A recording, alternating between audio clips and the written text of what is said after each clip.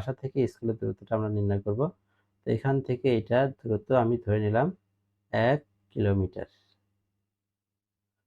1 kilometre, এবং এটার দিক ধরে নিলাম পশ্চিম দিক, পশ্চিম দিক।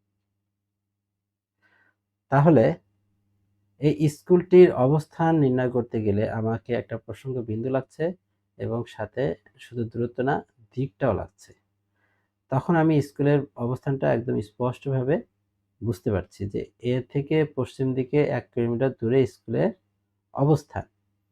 তাহলে কোনো কিছুর অবস্থান নির্ণয় করতে গেলে আমাদের একটি প্রসঙ্গ বিন্দু লাগে, যে বিন্দুর সাপেক্ষে আমরা ওই বস্তুর অবস্থান নির্ণয় করি।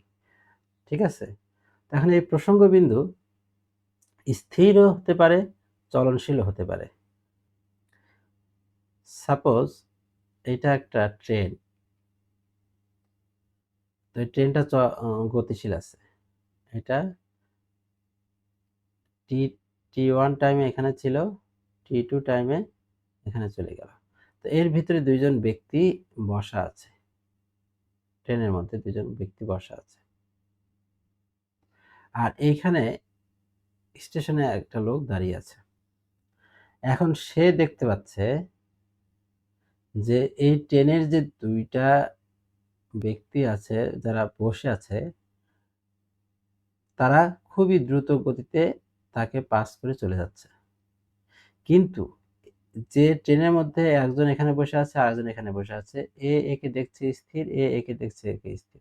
কিন্তু তার মানে যে যে প্রসঙ্গ বিন্দুটি আমরা ধরবো, এখন স্থির আছে, এই স্থিরের সাপেক্ষে এরা গতিশীল।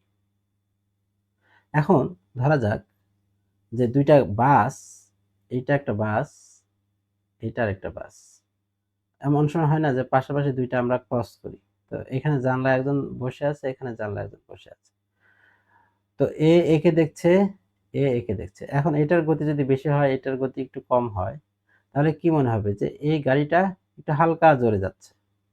আর যে রাস্তা, এখানে রাস্তা আছে, রাস্তায় যদি কেউ একজন এদেরকে দেখে, তখন দেখবে যে দুইটা গাড়ি অনেক দ্রুত বেগে যাচ্ছে, কিন্তু এর সাপেক্ষে এ কি হচ্ছে, অনেক আস্তে যাচ্ছে।